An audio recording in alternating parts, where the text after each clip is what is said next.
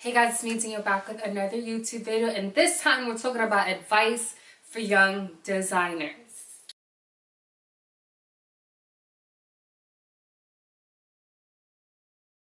So the graduation coming up in like 3 weeks, I was like, yo, what are some tips or advice I would tell myself when I was coming in freshman year? And I was like, why not make that a video for those of y'all who are about to start your college career as an art student or graphic designer, young graphic designer about to start freelance or whatever. So this video is for you. So don't forget to like, comment some advice you have yourself, and subscribe so you get more notifications when I post videos like this, because I'm trying to build a community. So let's get into it. So advice number one would be to keep everything. Like, you're gonna go through a lot of crappy projects. It's just how things go. You're bad until you get good, and practice makes perfect. So you're gonna have to continue to produce high volumes of work in order to get really good. So you're gonna go through some projects that are gonna be kind of crappy, but it's okay. Make sure you keep those so that, you know, if a year goes by, you can look back to see how far you've come and how much you've grown. So like, cautionary tale, when you're graduating from the graphic design program we have here at my school, you have to do what's called a senior review, where like you present your work and, you know, they kind of critique it and just like talk about like your work. So what happened was I never kept work from freshman or sophomore year. It was on like some random flash drive that I have no idea where it is, because are we still using flash drives? So, and I had a hard drive that had my work from junior year and last year. But guess what? I kept that hard drive in my bag with me everywhere because I put everything on it, and that caused my hard drive to get damaged. So I lost that work as well. So I had to work super hard to try to recreate those projects from scratch. So moral of the story is, do not be like Danielle Elise and keep all your work in a very secure place. I would suggest considering cloud-based storage. So right now I'm using Google Drive, but there are also options like Dropbox and iCloud and Box, I believe. But you know, think about it. Just make sure you are able to keep all your files together and you can go back and look at it. Advice number two is hang around people with different disciplines.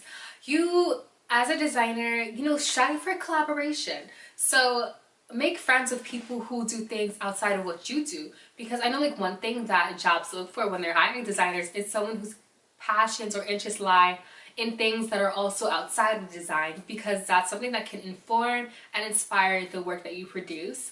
And you actually learn a lot from all these different people. Like, you learn about like music or the struggles that they go through, or like random facts that you only get from making friends with someone who's like a computer science major. Like, learn to, you know, make friends with people of different backgrounds and different interests, because it can help you grow as a person as well as a designer. And that's something you should just generally strive for as a person and human being. Just saying. Advice number three would be to practice shameless self-promotion. This is something that I really wish I started earlier because I was very coming in my freshman year, I was very scared and timid because I felt like, yo, compared to everyone else, like, I'm not really good at this art design stuff. So I wasn't open to like sharing my work.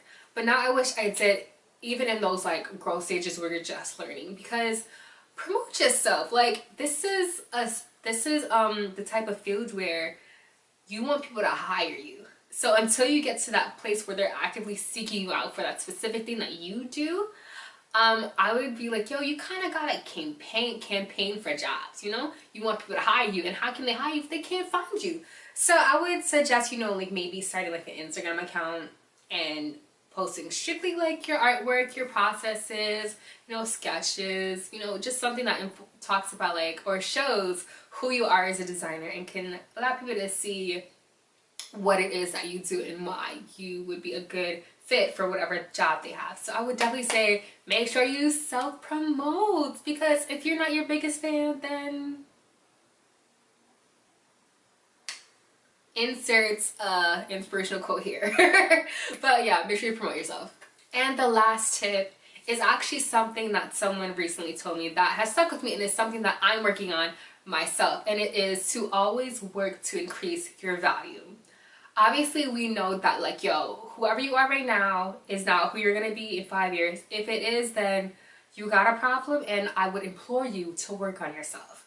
But you want to continually work to increase your value. So for me, things that I'm doing is I'm learning about motion design. I'm watching a lot of I'm watching a lot of videos on like After Effects. I'm practicing different techniques in After Effects.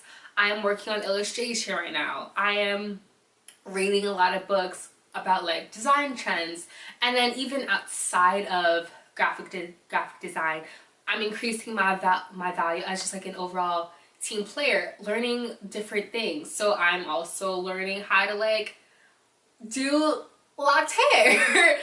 I don't know when that'll come in handy, but maybe it will. So I'm learning how to lock hair. I'm learning how to market myself as a brand. I'm learning how to promote myself. These are all things that I'm working to continually increase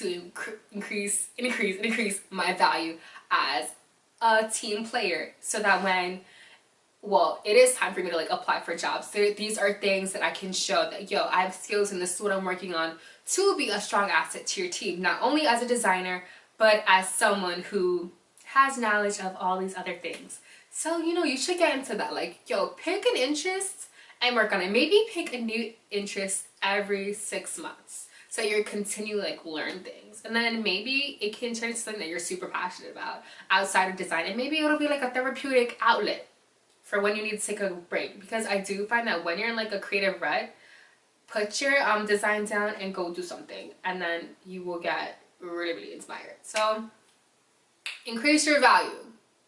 So that's it for this video. I hope you enjoyed it. I did. I enjoyed filming it. So of course, like, comment some advice you have, and also if you are like a graphic designer entering college or whatever, yeah, put in the comment section below if you are a freshman, sophomore, senior, junior, or if you're someone who is entering the workforce, or if you're someone who's been in the workforce. Just let me know down in the comment section below. Also, we're trying to grow this community here, so don't forget to follow me on social media. I'll put all those links in the description box below. And if you want to see some of the work that I do, you are encouraged to visit my portfolio website at www.daniellelise.com. That would also be in the description below, and I will see you in the next video.